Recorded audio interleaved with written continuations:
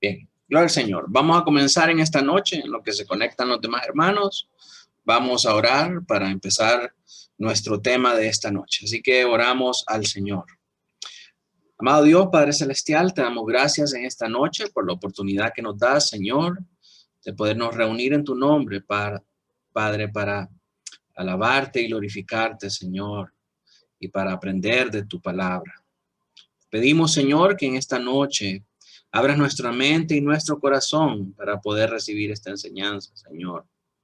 Padre Santo, que sea tu palabra hablando a cada uno de nosotros, Señor, instruyéndonos acerca de la doctrina celestial de la cual somos embajadores por medio de Cristo, Señor. Padre, ayúdanos a entender estas cosas, ayúdanos a entender estos misterios, de manera, Señor, que lo podamos explicar a otros y que otros puedan venir a través de la exposición de tu palabra al conocimiento de tu gloria. En Cristo Jesús oramos. Amén y amén. Bien, hermanos, anteriormente habíamos estado estudiando el tema acerca de el decreto de Dios. Ahora estamos ya permítanme. Estamos ya en el capítulo 3 de nuestra confesión, que trata acerca de Dios y su decreto. Este es el esquema que hemos estado manejando en estos días pasados. Ya vimos el párrafo 1. El día de hoy vamos a ver el párrafo 2 y el párrafo 3, ¿verdad? Entonces estamos ubicados acá en este bosquejo y vamos a desarrollar primeramente lo que tiene que ver con el párrafo 2, que trata acerca de la incondicionalidad de su decreto. Para ello, vamos a leer lo que dice el párrafo 2 de nuestra confesión bautista. Dice, capítulo 3, párrafo 2. Aunque Dios sabe todo lo que pudiera o puede pasar en todas las condiciones que se puedan suponer, sin embargo, nada ha decretado porque lo previera como futuro o como aquello que había de suceder en dichas condiciones. Sí, en primer lugar, este primer párrafo nos habla acerca de la omnisciencia de Dios, como Dios sabe todas las cosas que van a pasar. Miremos lo que encontramos en este párrafo. Aunque Dios sabe todo lo que pudiera pasar en todas las condiciones que se pueden suponer, eso nos dice este numeral 1. Algunos versos que respaldan esta afirmación que hace la confesión de que Dios sabe todo lo que pudiera o puede pasar en todas las condiciones que se pueden suponer, los encontramos primeramente en 1 Samuel 23 del 11 al 12. Vemos un ejemplo de cómo Dios sabe todas estas cosas. Pregunta David, ¿me entregarán los vecinos de Keilah en sus manos? ¿Descenderá Saúl como ha oído tu siervo? Jehová, Dios de Israel, te ruego que lo declares a tu siervo. Y Jehová dijo, sí, descenderá. Está hablando acerca de un acto o de un evento que no había pasado todavía. David pregunta si descenderá Saúl contra él. Y el Señor le dice algo que todavía no ha pasado, sí, sí descenderá. Verso 12, dijo luego David, ¿me entregarán los vecinos de Keilah a mí y a mis hombres en manos de Saúl? Y Jehová respondió nuevamente, os entregarán. Jehová ya sabía lo que iba a pasar. Luego Mateo 11, del 21 al 23, dice, ay de ti, Corazín, ay de ti, Betsaida, porque si en Tiro y en Sidón se hubieran hecho los milagros que han sido hechos en vosotros, tiempo ha que se hubieran arrepentido en silicio y en ceniza. Por tanto os digo que en el día del juicio, en aquel día, será más tolerable el castigo para Tiro y para Sidón que para vosotros. Verso 23. Y tú, Capernaum, que eres levantada hasta el cielo, hasta el Hades serás abatida. Porque si en Sodoma se hubieran hecho los milagros que han sido hechos en ti, habría permanecido hasta el día de hoy. Entonces el Señor está hablando de cosas, de eventos, de situaciones que se van a dar en un futuro. le dice a Tiro y a Sidón en el día del juicio. Y le dice también a Capernaum que Alá será abatida, ¿verdad? Hablando también en ese día futuro, en el día del juicio. Hechos 15:18. Dice el Señor, que hace conocer esto desde tiempos antiguos. El Señor conoce todas las cosas que van a pasar. Nada le es oculto a Él porque Él tiene un conocimiento total y perfecto de todas las cosas. Entonces ahora vamos al numeral 2, que dice, a pesar de que Dios sabe todas estas cosas, lo que pudiera o puede pasar en todas estas condiciones, sin embargo, nada ha decretado porque lo previera como futuro o como aquello que había de suceder en dichas condiciones. Dios no ha decretado nada porque lo ha visto en el futuro. Permítanme que me está sonando aquí esto. Vamos a apagarlo.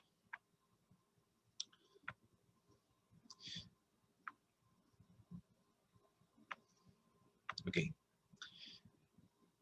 Dios no ha decretado las cosas porque las haya previsto en el futuro o aquello que había de suceder en dichas condiciones. Vamos a examinar los versículos bíblicos que nos hablan acerca de esto, cuando hablamos de la incondicionalidad de su decreto. Hablamos de que nada puede condicionar el decreto de Dios. Y de esto trata este numeral 2. Veamos, por ejemplo, Isaías 40, del 13 al 14. ¿Quién enseñó al Espíritu de Jehová o le aconsejó enseñándole? ¿A quién pidió consejo para ser avisado? ¿Quién le enseñó el camino del juicio? ¿O le enseñó ciencia? ¿O le mostró la senda de la prudencia? Y no solamente es una pregunta referida hacia una persona, sino hacia un evento o hacia una situación en particular. Ninguna de estas situaciones en particular le enseñó a Dios el camino del juicio, o le enseñó ciencia, o le mostró la senda de la prudencia. Vemos también Romanos 9, del 11 al 18. Pues no había aún nacido, ni habían, permítanme, ni habían hecho aún ni bien ni mal para que el propósito de Dios conforme a la elección permaneciese, no por las obras, sino por el que llama. Se le dijo, el mayor servirá al menor, como está escrito, a Jacob amé, mas a Esaú aborrecí. ¿Qué pues diremos? ¿Que hay injusticia en Dios? En ninguna manera. Pues a Moisés dice, tendré misericordia del que yo tenga misericordia, y me compadeceré del que yo me compadezca. Así que no depende del que quiere ni del que corre, sino de Dios que tiene misericordia. Porque la Escritura dice a Faraón, para esto mismo te he levantado, para mostrar en ti todo el poder y para que mi nombre sea anunciado por toda la tierra. De manera que de quien quiere tiene misericordia y al que quiere endurecer, endurece. ¿Sí? Dios ya sabía todas las cosas que iban a pasar y aún desde el vientre dice que amó a Jacob y aborreció a Esaú en un tiempo pasado donde todavía no habían llegado a ser. Y por estas acciones, por estas obras, Dios ya había determinado lo que iba a pasar. Jacob iba a ser el patriarca de Israel.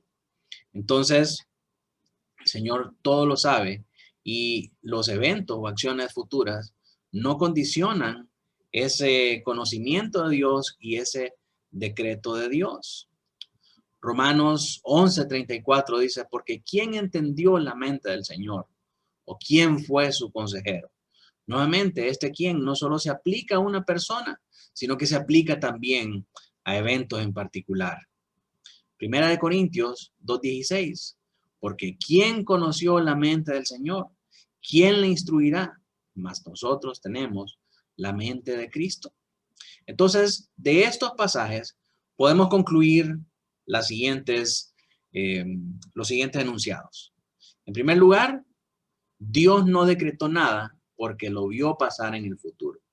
Nosotros tenemos que ser bien claros en esto, que Dios no vio que en los corredores del tiempo el hombre iba a pecar, entonces va a decretar una acción para evitar que el hombre peque. O desarrolló su plan de la salvación porque vio que el hombre iba a pecar. No, Dios establece primero el plan de la salvación antes de hacer el hombre y antes de que el hombre caiga en pecado. Dice que Él nos escogió aún desde antes de la fundación del mundo. Entonces Dios no decretó nada porque lo vio pasar en el futuro. Dios es la causa primera de todas las cosas. Entonces, las cosas futuras pasaron porque Dios las decretó. Al ser Dios la causa primera de todas las cosas, Dios es quien decreta las cosas que van a pasar y por eso suceden, no porque Dios las haya visto en un futuro. Si los eventos futuros influyeran en lo que Dios decretó, entonces Dios no fuera soberano, ni su decreto fuera incondicional, sino que el decreto de Dios estaría supeditado o estaría condicionado a los eventos del futuro. Dios necesitaría ver al futuro para ver qué es lo que va a pasar y entonces venir a ese momento de la eternidad en el que Él está y decretar las cosas que pasen. Pero sabemos que no es así. Dios no mira el futuro para ver lo que va a pasar y entonces va a decretar las cosas conforme a lo que está viendo en el futuro. Dios decreta y las cosas pasan. Dios decreta y las cosas suceden porque Él es la causa primera de todas las cosas.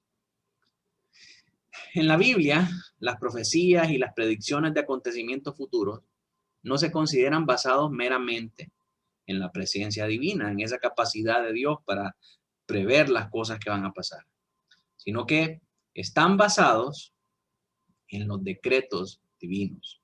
O sea, estos eventos, estas profecías y estas predicciones, como Jesús, por ejemplo, está diciendo, Tiro y Sidón será más grande tu castigo que Sodoma y Gomorra. ¿Verdad? Esto que Jesús está prediciendo, esto que Jesús está profetizando, no se basa en la capacidad de Jesús, en la capacidad de Dios para ver en el futuro y revelarle a Jesús en ese momento las cosas que van a pasar, sino que se basa en los decretos divinos. La profecía en la Biblia no es la transcripción de lo que Dios prevé, o sea, no es lo que Dios está previendo en el futuro, sino de lo que Dios decretó. ¿Puede Dios decretar algo antes de que ocurra? No. Dios decreta las cosas y por eso ocurren. El énfasis está en Dios y no en los acontecimientos. Dios sabe lo que va a pasar, no porque Él mira al futuro, sino que Dios sabe lo que va a pasar porque Él mismo lo decretó. Si Jesús sabe que el castigo para Tiro y Sidón será más grande en el día del juicio que para Sodoma y Gomorra, no es porque Jesús puede ver el futuro y puede ver lo que está pasando con Tiro y Sidón en el día del juicio, sino que porque Él sabe lo que Dios decretó en la eternidad y lo que Dios decretó en la eternidad se va a llevar a cabo. Entonces los eventos y los acontecimientos futuros no condicionan en ninguna manera el decreto de Dios.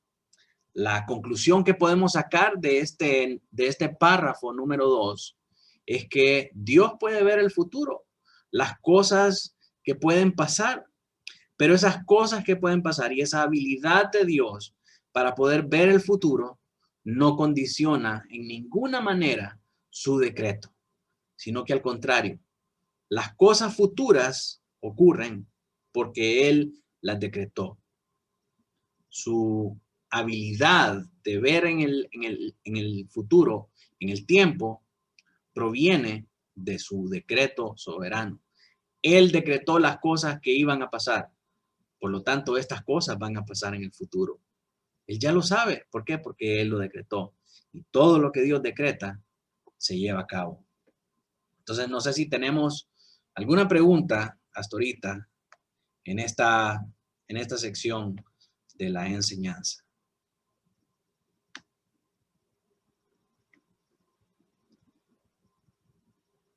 ¿Alguien tiene alguna pregunta? No. Bueno. Estamos todos en la misma. Hermanos, Dígame. sí, Entonces, cuando decimos que en Dios no hay casualidades,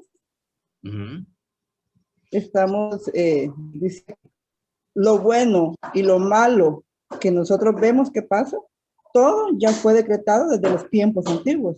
Así y por eso es que pasa, por eso es que se está cumpliendo todas las cosas, sean buenas o sean malas. es correcto, es correcto.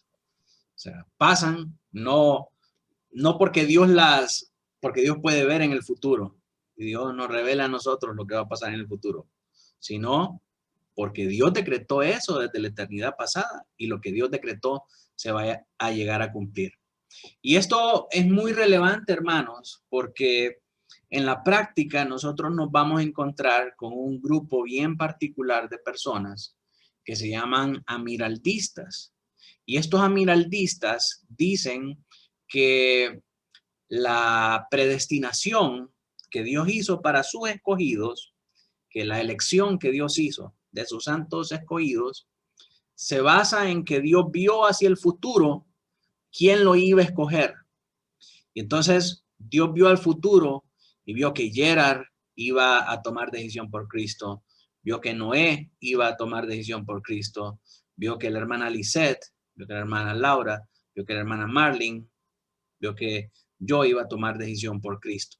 Entonces, en base a eso, al ver Dios al futuro, Dios eligió a cada uno de nosotros para que fuéramos salvos. Y eso es totalmente errado. Nuestra manera de combatir esa enseñanza errónea, es decir, el decreto de Dios dado desde la eternidad, es infalible. Dios no escogió a las personas porque Él vio en el futuro la habilidad de las personas para escogerlo a Él, la disposición de las personas para escogerlo a Él. Si eso fuera cierto, hermanos, si eso fuera cierto, que Dios eligió a las personas en base a su disposición para tomar decisión por Él, entonces nuestras decisiones estarían condicionando el decreto de Dios. Significa que Dios no es soberano, significa que nosotros somos soberanos, que nosotros tomamos esa decisión y esa decisión en un futuro afectó la eternidad pasada al decreto de Dios. Y eso no puede ser posible. Dios decretó las cosas que iban a pasar desde la eternidad. Dios decretó los que habrían de ser salvos mucho antes de crearlos, mucho antes de que la raza humana cayera. ¿Por qué? Porque la elección de sus santos escogidos se hizo en base a su gracia soberana, no en base a nada que nosotros podíamos haber hecho. Dios en su eterna y perfecta soberanía dijo, voy a escoger a estos. ¿Sí? No porque Él vio en el futuro, en los corredores del tiempo, no, porque Él lo decretó desde la eternidad pasada. Y lo que Él decretó se va a llevar a cabo, porque Él es Dios y Él es soberano. Sus planes no pueden ser frustrados. Entonces, así es como entendemos esta doctrina ya en la práctica. De esta manera es como se mira ya en nuestra aplicación del día a día. Vamos a pasar entonces ahora a la segunda parte de nuestro estudio del día de hoy, que es vamos a ver,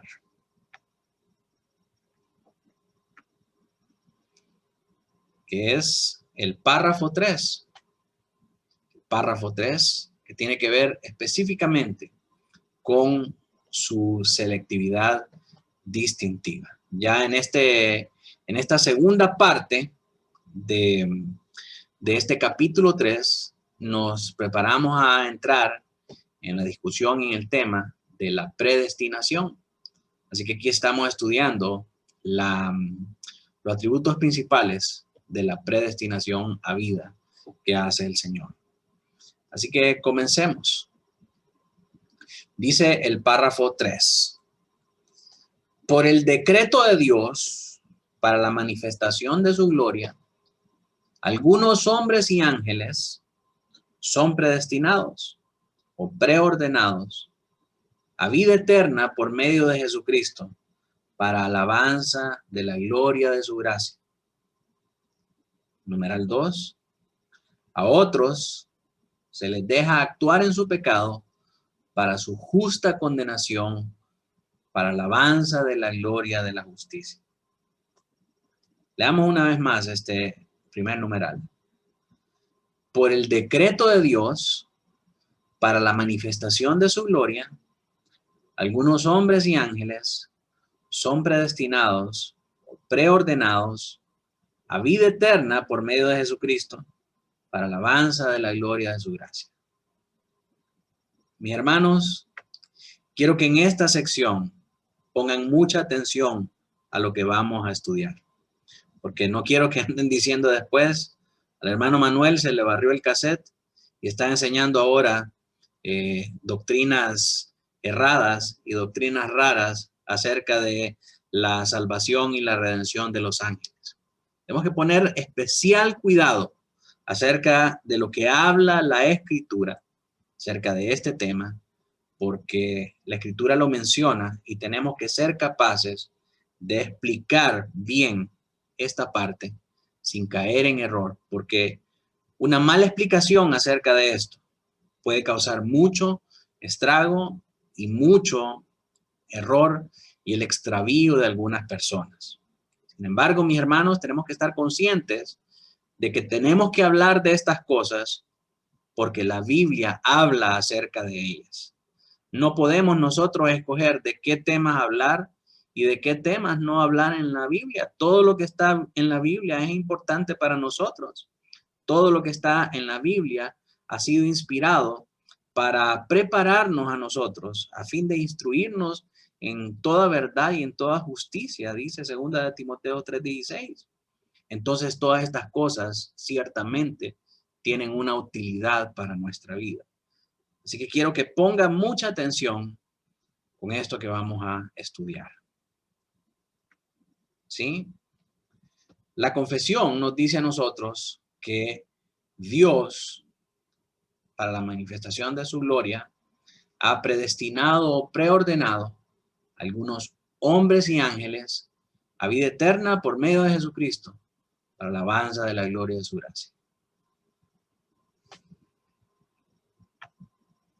No sé qué pasa aquí que no me cambia. Ahí está. Entonces vamos a hablar acerca de esta predestinación de humanos y ángeles que menciona nuestra confesión en el numeral 1. Algunos versículos que apoyan esta afirmación que hace la confesión se encuentran en primer lugar en 1 Timoteo 5:21. Le dice Pablo a Timoteo: te encarezco delante de Dios y del Señor Jesucristo y de sus ángeles escogidos, que guardes estas cosas sin prejuicios, no haciendo nada con parcialidad. Entonces Pablo menciona aquí de una manera breve y superficial que hay ángeles escogidos de parte de Dios. En Mateo 25:34, Jesús nos da un vislumbre también de la venida de Dios y dice: entonces el rey dirá a los de la derecha: venid, benditos de mi Padre, heredad el reino preparado para vosotros desde la fundación del mundo. Pero tenemos que ver algunos versículos antes para darnos cuenta de lo que está hablando ahí el Señor Jesús. Dice: cuando el Hijo del Hombre venga en su gloria y todos los santos ángeles con él. Nuevamente vemos que él viene con estos santos ángeles. Entonces se sentará en su trono de gloria y serán reunidas delante de él todas las naciones, y apartará los unos de los otros, como aparta el pastor las ovejas de los cabritos, y pondrá las ovejas a su derecha y los cabritos a su izquierda.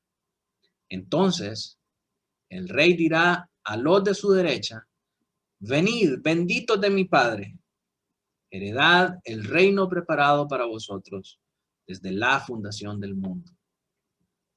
¿Se da cuenta? Jesús habla también acerca de estos santos ángeles que vendrán con él En el momento en que sean reunidas todas las naciones y que Dios lleve a cabo su juicio para bendición de los santos y maldición de los impíos. Vemos otro pasaje que habla de estas cosas en Efesios 1, del 3 al 10. Dice Efesios 1, del 3 al 10.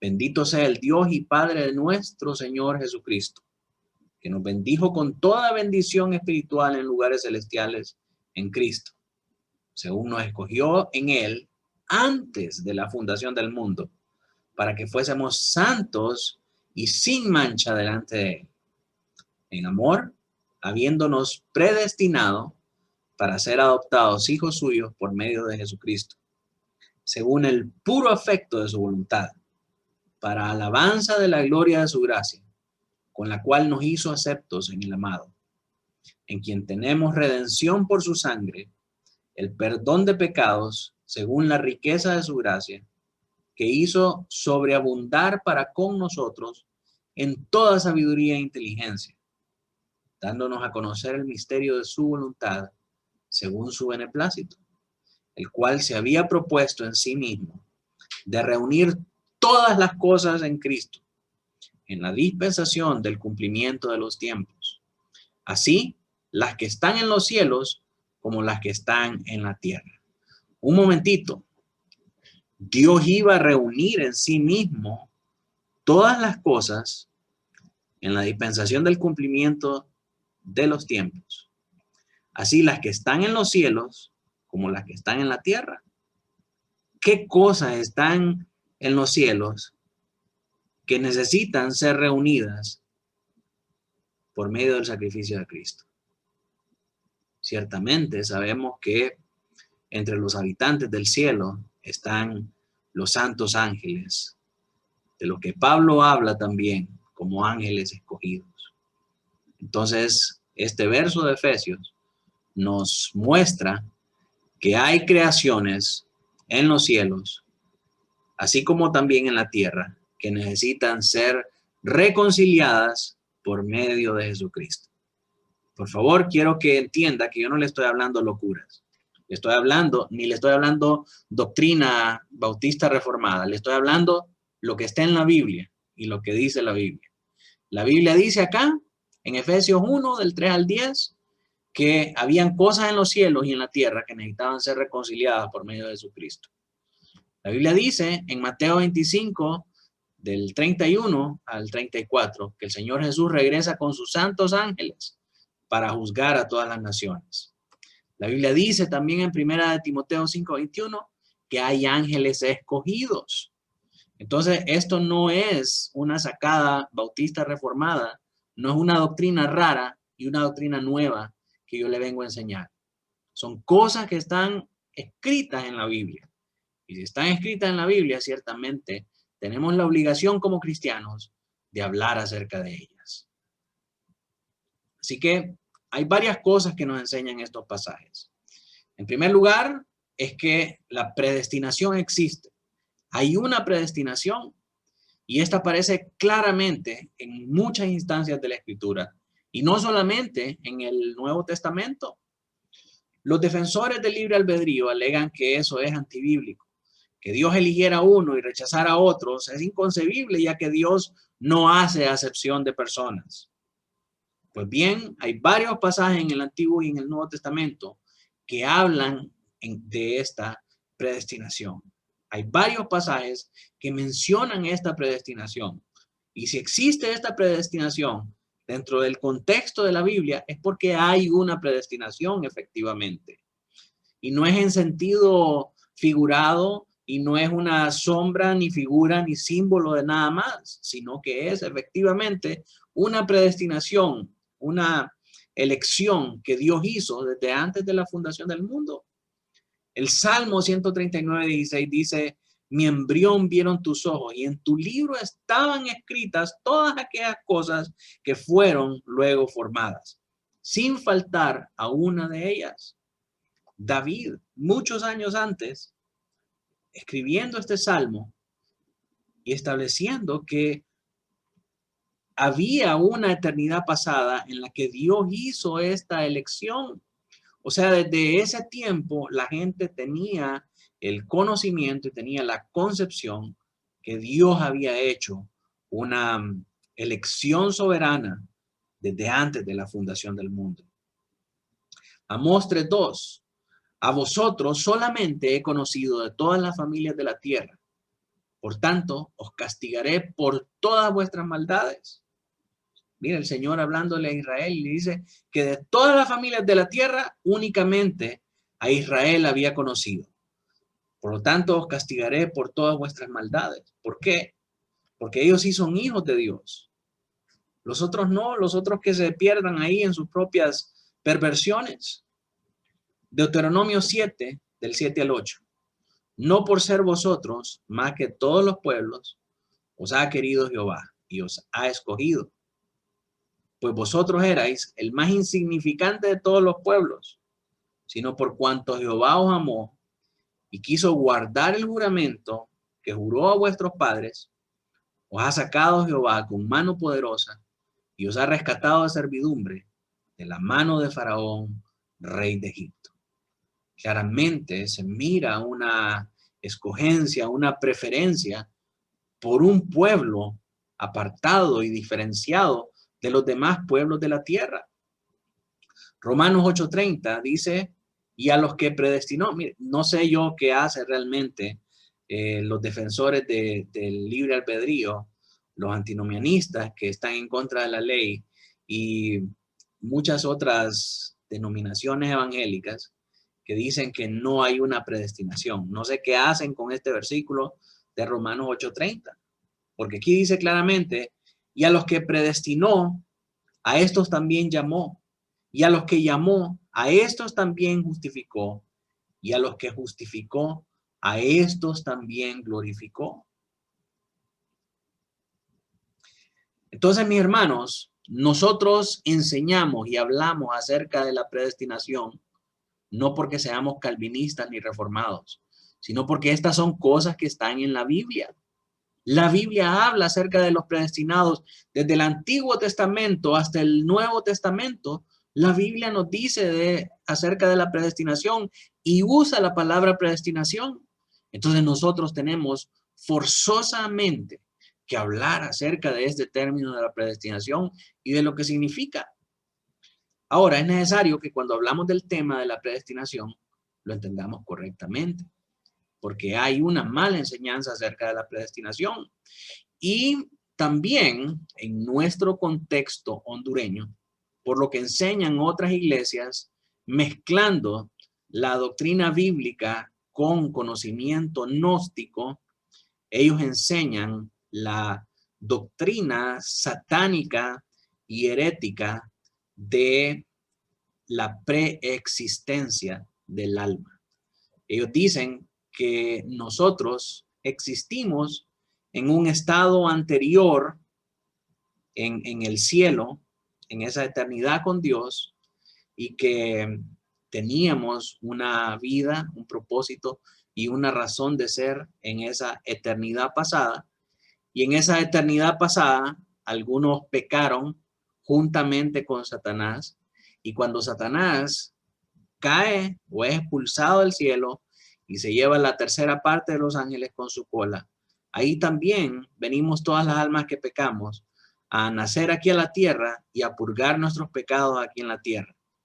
Y entonces, únicamente el que pruebe a través de las diversas tribulaciones de esta tierra que verdaderamente es salvo, ese es de las almas que, a pesar de que participaron en la rebelión de Satanás, se mantuvieron puras y tienen o se van a ganar nuevamente una entrada al cielo.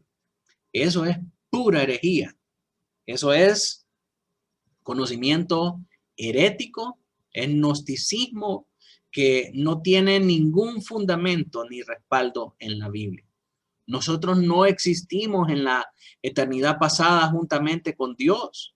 Nuestra vida comienza en el momento que nuestro embrión es formado, como habla David en el Salmo 139.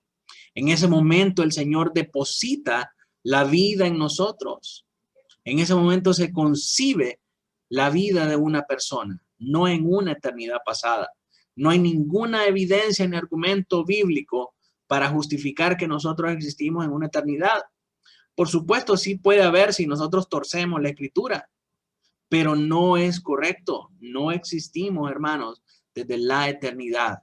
Existimos al momento de la concepción. Médicamente, cuando un espermatozoide fertiliza un óvulo, en ese momento comienza la vida. En ese momento, una vida es concebida. Eso es lo que nos enseña la Biblia. Eso es lo que nos enseña la ciencia. Y eso es lo que nosotros creemos y proclamamos. Entonces, esa doctrina de la preexistencia está totalmente cancelada y anulada como herética. Y tenemos que aprender que cuando hablamos de la predestinación, no estamos hablando de esa preexistencia en una eternidad pasada. Estamos hablando del derecho soberano de Dios para elegir a aquellos que habrían de ser salvos, ¿verdad? Y esta elección se lleva, bueno, en primer lugar, Dios nos predestinó para ser salvos por medio de su Hijo Cristo. Eso es lo que la predestinación quiere decir y nada más, que Dios nos predestinó para ser salvos por medio de su Hijo Cristo. Y esta elección no fue por méritos propios, sino que por la gracia de Dios solamente. La confesión afirma positivamente que la predestinación no se aplica únicamente a los hombres, sino que también a los ángeles. Y la evidencia bíblica para esta afirmación se encuentra en los versos 1 Timoteo 5:21, Mateo 25 del 31 al 34 y Efesios 1 del 3 al 10. ¿Verdad? Así que quiero invitarlo a que consideremos 4 cosas acerca de esta predestinación que Dios ha hecho con los hombres y con los ángeles. En primer lugar, sí hay ángeles escogidos y se mencionan en 1 Timoteo 5:21. En segundo lugar, en contraste, hay ángeles que serán juzgados juntamente con Satanás. Hay ángeles que van a ser juzgados. Mateo 25:41 dice, entonces dirá también a los de la izquierda, apartados de mí, malditos al fuego eterno, preparado para el diablo y sus ángeles. Sí, este fuego eterno había sido preparado para el diablo y sus ángeles. Y estos son ángeles que van a ser condenados y juzgados juntamente con el diablo. Entonces, mis hermanos, si hay ángeles que van a ser condenados y que van a ser juzgados juntamente con Satanás, quiere decir que hay ángeles que han sido escogidos para para un futuro glorioso. Entonces, hay ángeles escogidos para bendición y hay ángeles también que van a ser juzgados juntamente con el diablo. Este contraste de tener estos ángeles que serán juzgados justifica o nos muestra que si están estos que van a ser castigados, están otros que han sido escogidos para estar con el Señor. Y los vemos al final de los tiempos en Apocalipsis, glorificando a Dios ante el trono celestial. En tercer lugar, la obra de mediación de Cristo se extiende a toda la creación de Dios. Romanos 8:20 al 22 nos dice eso. Mire lo que dice Romanos 8:20. Porque la creación fue sujetada a vanidad, no por su propia voluntad, sino por causa del que la sujetó a esperanza, para que también la creación misma será libertada, porque también la creación misma será libertada de la esclavitud de corrupción a la libertad gloriosa de los hijos de Dios. Porque sabemos que toda la creación gime a una y a una está con dolores de partos. Dice, toda la creación fue sujetada a vanidad y también toda la creación será libertada de esclavitud. Porque sabemos que toda la creación gime a una y a una con dolores de partos. Entonces, toda la creación fue sujetada a vanidad, Toda la creación será libertada y toda la creación anhela la redención final. 4. La obra de mediación que cumplió nuestro Señor Jesucristo alcanza el cielo y los seres que habitan en el cielo. Colosenses 1:20 dice, y por medio de él reconciliar consigo todas las cosas, así las que están en la tierra como las que están en los cielos. ¿Qué cosas necesitan reconciliación en los cielos, hermanos? Los ángeles, haciendo la paz mediante la sangre de su cruz. Entonces vemos que hay dos creaciones, una angelical o dos, no dos creaciones, sino que dos instancias de creación que necesitan esta reconciliación. Las que están en la tierra y las que están en los cielos. Cuando hablamos de la que está en la tierra, hablamos del hombre y todas las cosas en nuestro mundo visible. Cuando hablamos de las que están en el cielo, ciertamente estamos hablando acerca de estos ángeles escogidos. Efesios 1:10 nos dice también acerca de esto, ¿verdad? Que Dios reconciliaría las cosas que están en los cielos como las que están en la tierra también. Sin embargo, esto no significa que los ángeles escogidos fueron perdonados o fueron redimidos. Porque como dice mi hermano Noé, los ángeles no son seres espirituales, no son carne ni sangre, no saben lo que es la condición caída de Adán. Vemos entonces en Hebreos 2, del 14 al 18. Así que por cuanto los hijos participaron de carne y sangre, él también participó de lo mismo, para destruir por medio de la muerte al que tenía el imperio de la muerte, esto es al diablo, y a librar a todos los que por el temor de la muerte estaban durante toda la vida sujetos a servidumbre. Porque ciertamente, ponga atención aquí, no socorrió a los ángeles, sino que socorrió a la descendencia de Abraham. Por estos murió, por estos se entregó a sí mismo y por estos trajo salvación, para venir a ser misericordioso y fiel sumo sacerdote en lo que a Dios se refiere, para expiar los pecados del pueblo, pues en cuanto él mismo padeció siendo tentado, es poderoso para socorrer a los que son tentados. Sí, se da cuenta que hubieron ángeles que cayeron y que el Señor no los redimió a ellos, sino que decidió socorrer a la descendencia de Abraham y morir por ellos. Entonces, estos ángeles condenados nos muestran a nosotros que hay unos ángeles que son escogidos y que esos no cayeron ahí en ese engaño de Satanás, sino que se mantienen allá. Entonces vamos a ver qué es lo que hace el Señor Jesús con ellos. La obra mediadora de Jesucristo, que lleva todas las cosas a la consumación, ganó para ellos una consumación de su pureza inocente. Eran capaces de caer como los otros ángeles cayeron antes, pero por medio de su muerte, Jesús ganó la confirmación de su inocencia y así un futuro mejor, una gloria perfecta para ellos.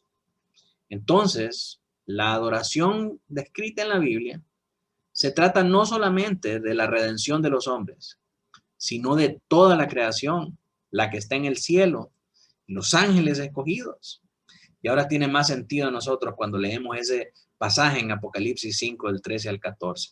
Dice, todo lo creado que está en el cielo y sobre la tierra y debajo de la tierra y en el mar, a todas las cosas que en ellos hay, oí decir al que está sentado en el trono y al Cordero, sea la alabanza, la honra, la gloria y el poder por los siglos de los siglos. Los 4 seres vivientes decían amén, y los 24 ancianos se postraron sobre sus rostros y adoraron al que vive por los siglos de los siglos. Concluimos entonces, mis amados, que los ángeles fueron predestinados no para salvación, porque no son hombres, no son descendientes de Abraham. Ellos no experimentaron el pecado y la transgresión de la misma manera que la raza humana. sino que ellos fueron predestinados para la gloria de Dios, mientras que los hombres sí fueron predestinados para salvación.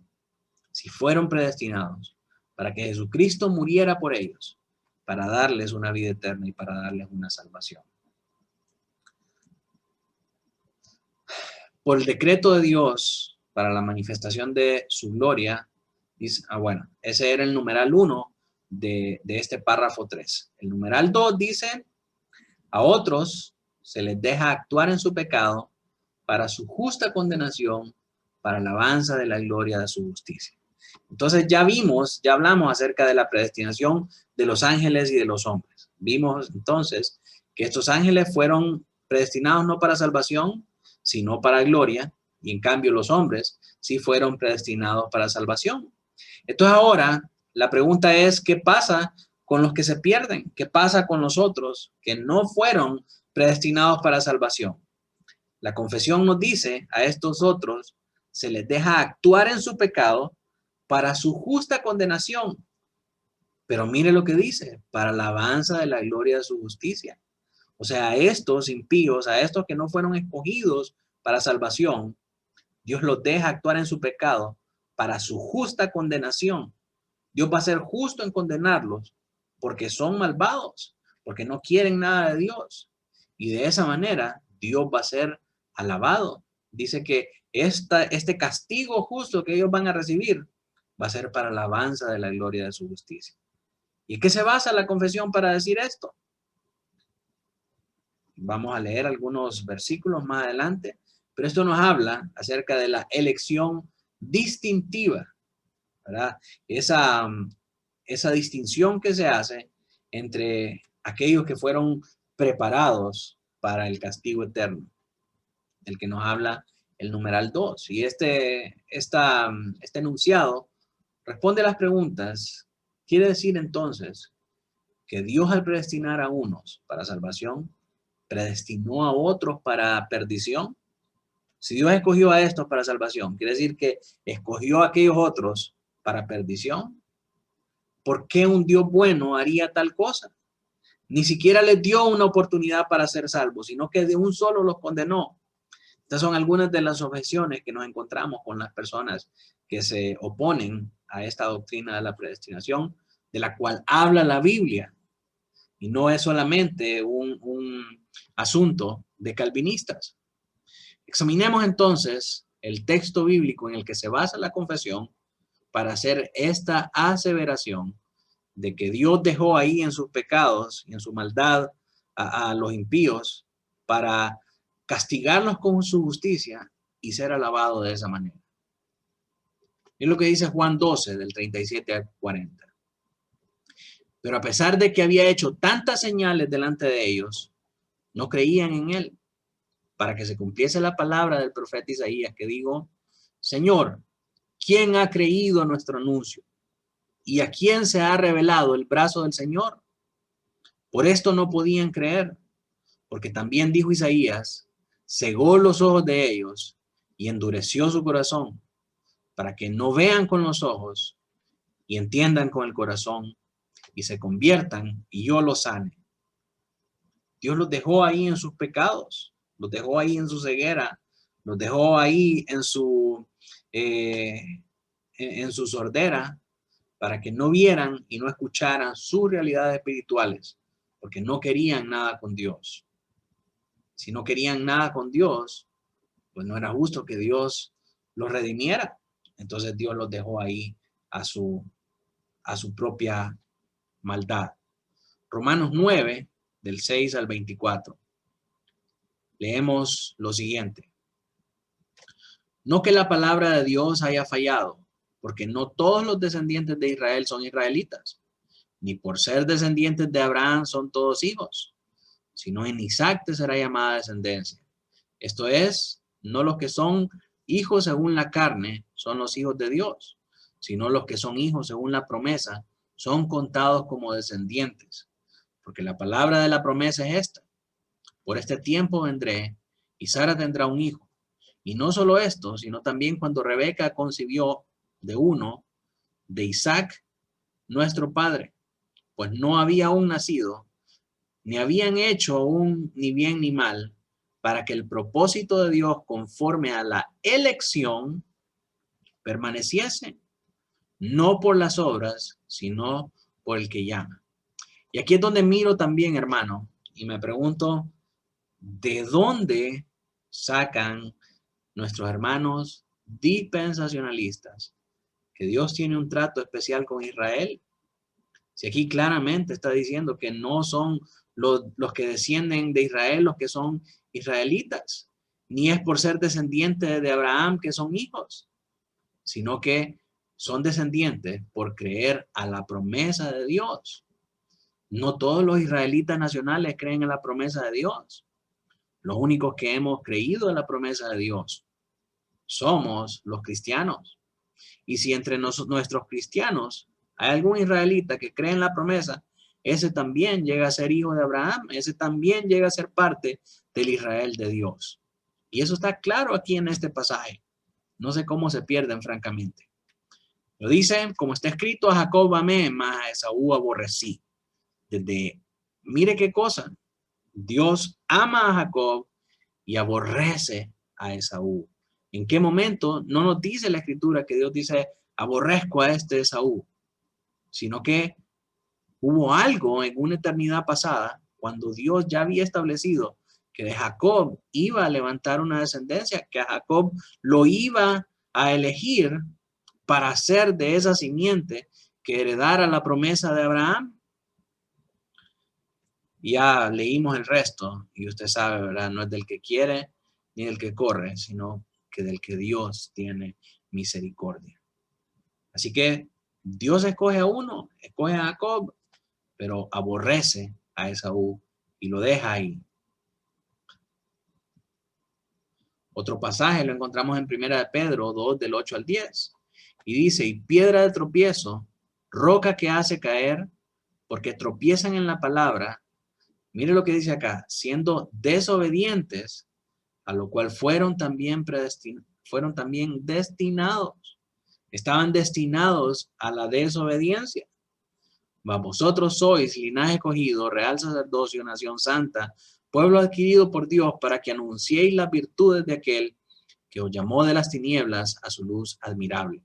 Vosotros, que en otro tiempo no erais pueblo, pero que ahora sois pueblo de Dios, en otro tiempo no habíais alcanzado misericordia, pero ahora habéis alcanzado misericordia. Y luego Judas 1, verso 4.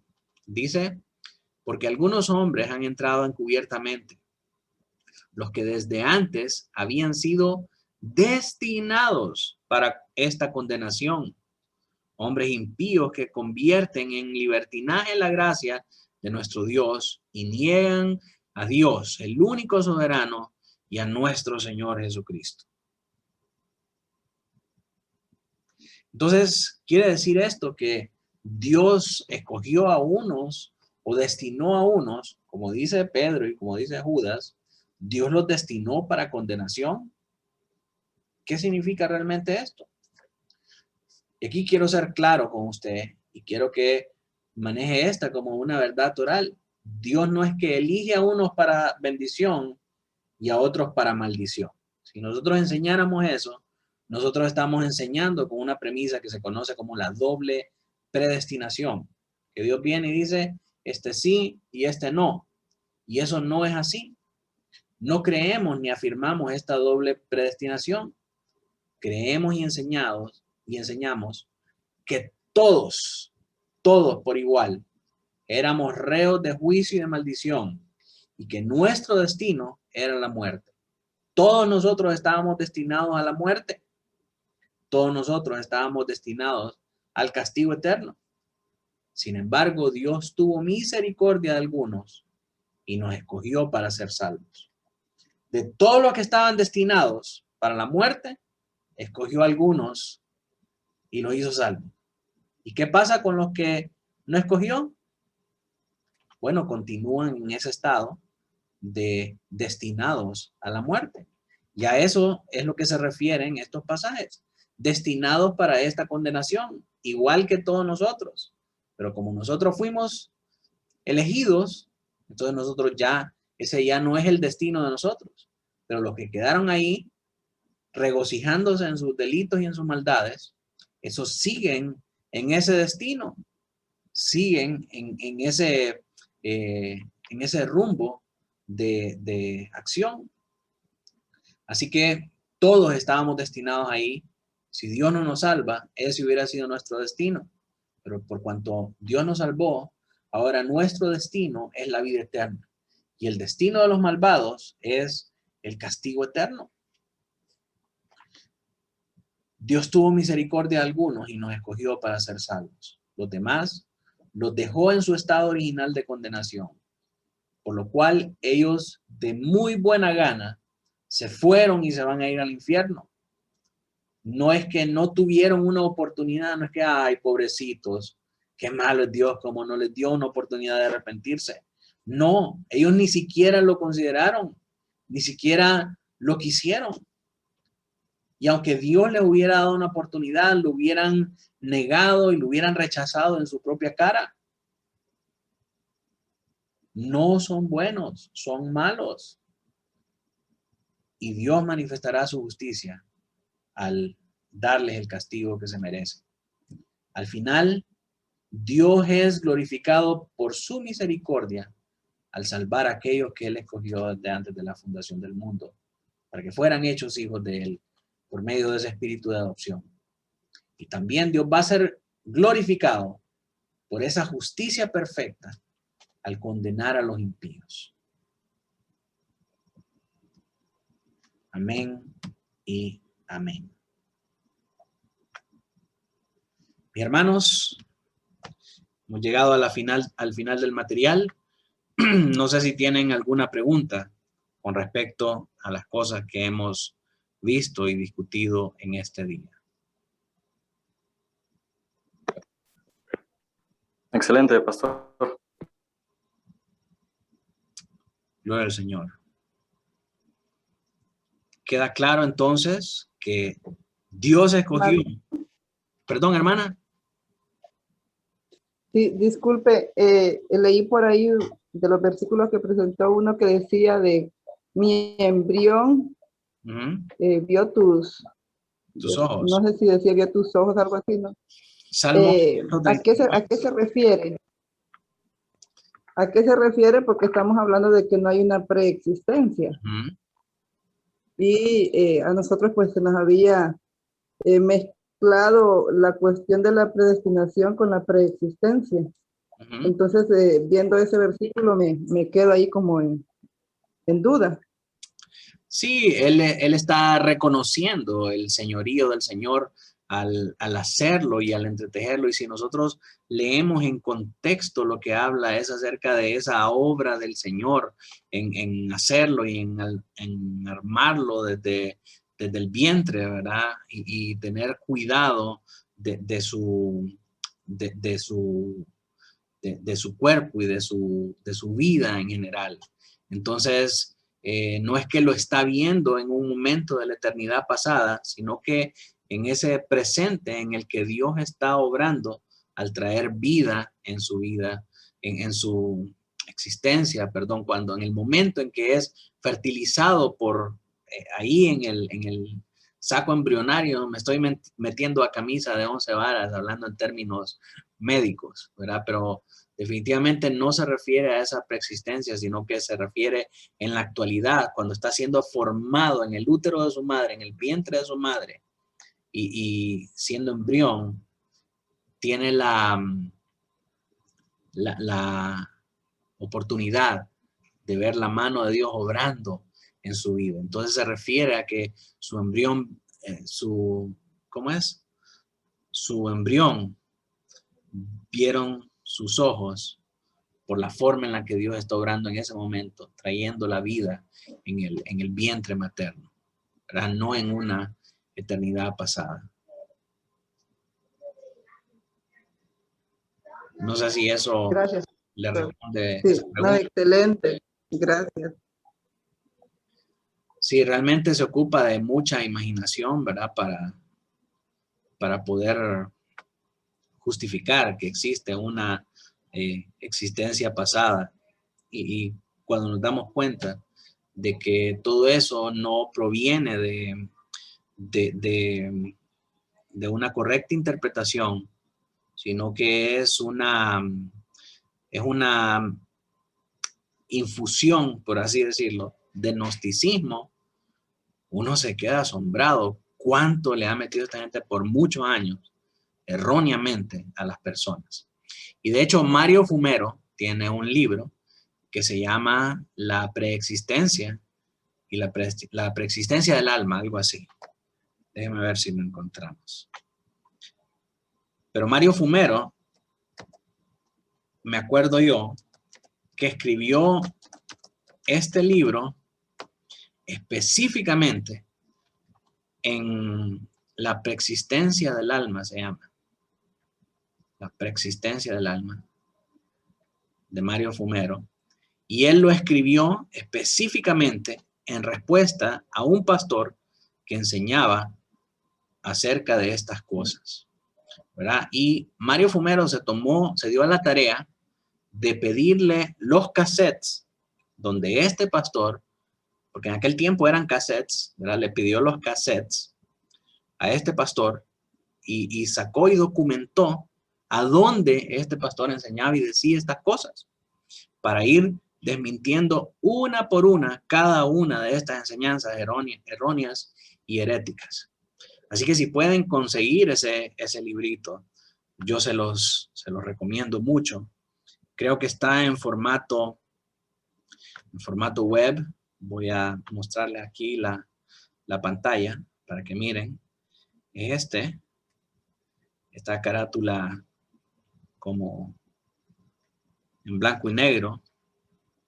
Está ahí en internet, ¿verdad? Así que es muy bueno, se los recomiendo. Aquí está el link, ahorita se los paso por aquí, por el chat. Y él desacredita con mucha autoridad esta enseñanza errónea.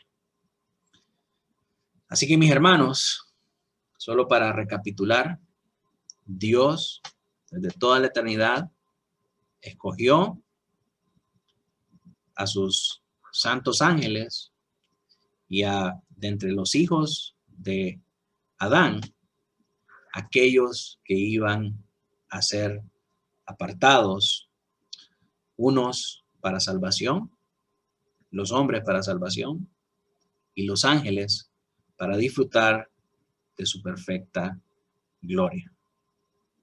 ¿Sí? Dios los escoge y a todos aquellos que Dios no escogió, los dejó deleitándose en sus delitos y pecados con el destino final del fuego eterno y del castigo. Al final de los días, cuando el Señor vuelva de nuevo, el Señor será glorificado al recompensar a los justos y al castigar a los impíos y a los malvados. Así que cuando hablamos de esa selectividad de la predestinación, nos estamos refiriendo a estas cosas. No sé si queda claro para todos, hermanos.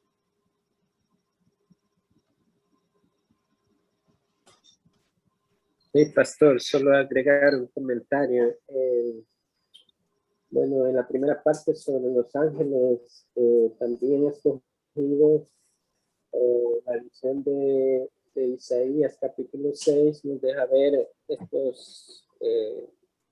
estos serafines. Bueno, en la Biblia encontramos que hay arcángeles, querubines, serafines, pero hay una característica que tienen estos serafines, seres que están allá en el cielo, como mencionan los textos. Cada uno tenía 6 alas, con 2 cubrían sus rostros, con 2 cubrían sus pies y con 2 volaban. Y el uno al otro daba voces diciendo: Santo, Santo, Jehová de los ejércitos, toda la tierra está llena de su gloria.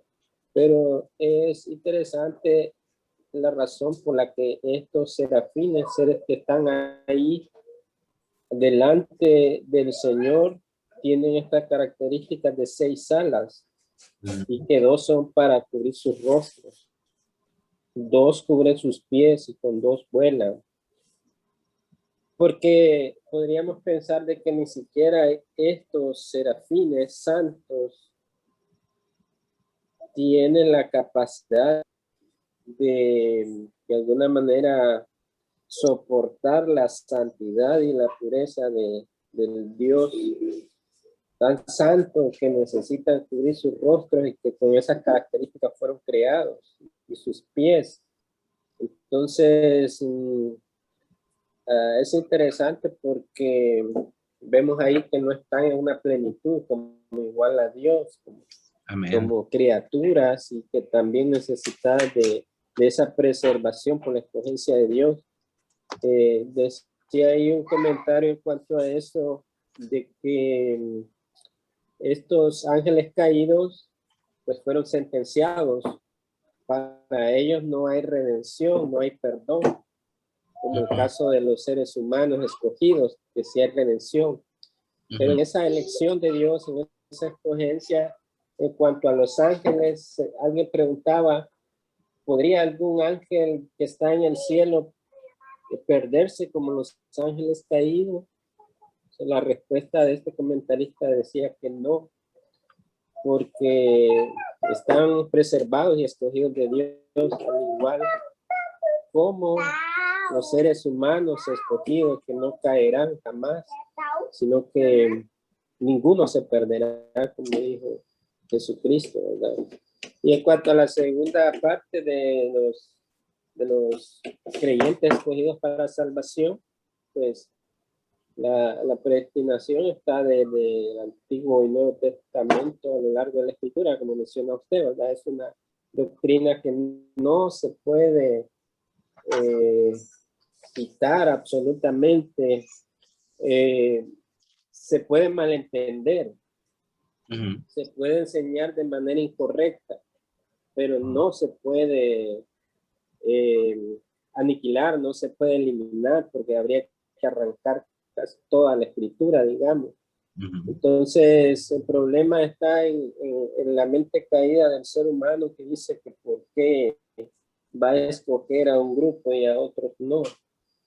Pero ya ahí lo ha abordado, ¿verdad? Que también lo menciona de que qué va a decir la olla al alfarero, ¿verdad?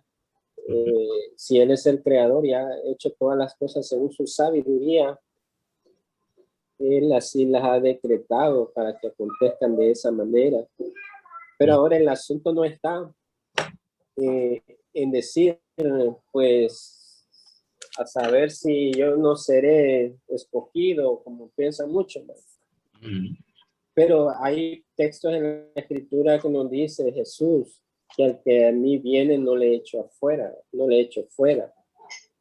Que no hay una excepción, pues, de que alguien puede decir, no, quizás que yo no soy escogido, no, me quedo así. El llamado es igual, ¿verdad? Y los escogidos vendrán por medio del Evangelio. Y esa es la señal, porque ese es el misterio divino de que 2 personas pueden escuchar el mismo mensaje. El uno será abierto su entendimiento, sus oídos, sus ojos, y la obra de Dios puede llevarlo al arrepentimiento, pero el otro, escuchando el mismo mensaje, permanece igual. Y esa es la elección soberana de Dios. Amén. Amén, amén. Totalmente de acuerdo con usted, mi hermano. Qué bueno que nos dio ese punto, porque definitivamente la predestinación, mis hermanos, es algo que corresponde única y exclusivamente al Señor. Nosotros no podemos andar ahí diciendo, ah, no, es que ese no vino al culto ahora, o ya no viene más a la iglesia porque no es escogido. O sea, quién es escogido y quién no es algo que nos compete a nosotros decir, sino que es algo que es únicamente reservado para el Señor. Nosotros debemos nosotros tenemos que predicar el evangelio, hermanos, como que si todos fueran escogidos, como que si todos pudieran llegar a salvarse. Y al final, como nos dice el Salmo, la salvación es del Señor. La salvación es del Señor. Así que nosotros no podemos andar yendo por ahí diciendo, este es escogido o este no. Porque como les repito, no nos compete a nosotros saber quién es escogido y quién no. Entonces, tenemos que estar conscientes de eso.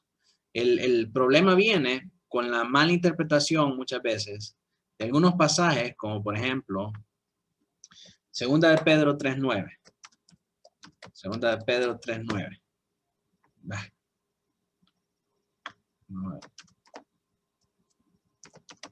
Segunda de Pedro 3:9, que dice, el Señor no retarda su promesa, según algunos la tienen por tardanza, sino que es paciente para con nosotros, no queriendo que ninguno perezca, sino que todos procedan al arrepentimiento. Entonces dice, no, hombre, si Dios no quiere que nadie se pierda, ¿cómo es que estos calvinistas fanáticos radicales andan diciendo que solo uno van a ser salvos? La explicación a esto se la doy con la imagen que le comparto a continuación. Podemos decir con esta imagen que esta fue una celebración de nuestra iglesia y que toda la iglesia andaba ahí.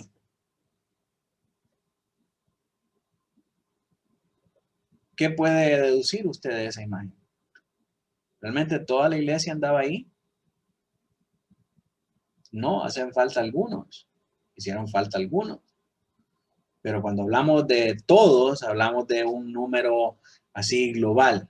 Igualmente, en esta carta de Pedro, en esta escritura que Pedro está exhortando a los hermanos, se está refiriendo a los cristianos que estaban ahí en el exilio. O sea, cuando dice, no quiere que ninguno perezca, sino que todos procedan al arrepentimiento, está hablando de los cristianos a los que es dirigida esta carta, a estos cristianos que estaban en el exilio en la región del Ponto. Dios dice, Pedro dice, Dios quiere que todos ustedes sean salvos, porque todos ustedes son parte de esta iglesia. Asimismo, yo le pudiera decir, Dios quiere que todos los que venimos a la iglesia seamos salvos, que todos los que hemos puesto nuestra confianza para salvación seamos salvos. Pero ¿todos vamos a ser salvos? No lo sabemos. Solo Dios, en su eterna soberanía, puede llegar a saberlo. Igual, no nos compete a nosotros saber quién será salvo y quién no en aquel día. Nosotros tenemos que predicar y cumplir con la gran comisión que el Señor nos dejó, porque ese es nuestro trabajo y esa es nuestra labor como cristianos. Ahora, lo otro que menciona el hermano acerca de los serafines y los querubines que tenían estos 6 pares de ángeles, de alas, perdón, según la visión de Isaías, es correcto lo que dice el hermano, que ni aun ellos tienen la capacidad total de poder ver el rostro del Señor sin estar descubierto. Entonces me recuerda a este pasaje en 1 Corintios 13:12 que dice, ahora vemos por espejo, oscuramente, mas entonces veremos cara a cara. Ahora conozco en parte, pero entonces conoceré como fui conocido. Dice Pablo, ahorita nuestro entendimiento está oscurecido y nosotros a causa del pecado no podemos tolerar la gloria de Dios. Por eso tenemos que ver su rostro como quien mira a un espejo de manera oscura.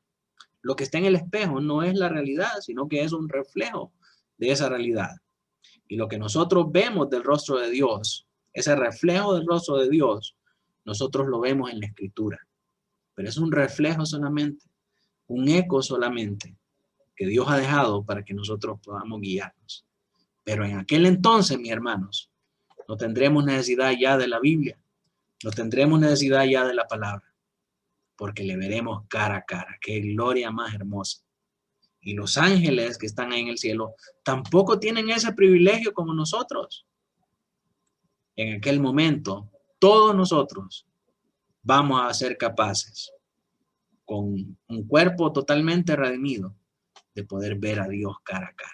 Y por eso la alabanza de Apocalipsis es tan significativa, y ahora la entendemos y la dimensionamos de una manera más grande, porque entendemos que los ángeles también se unen con nosotros para cantar santo, santo, santo.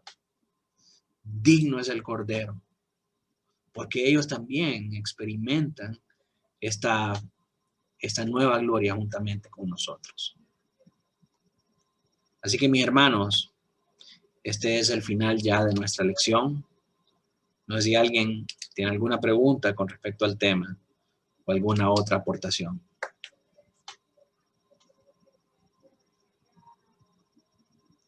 Si no, terminamos orando.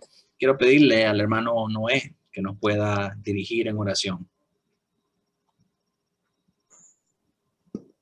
Señor, te damos gracias en esta noche por la oportunidad de poder estudiar estos temas tan importantes.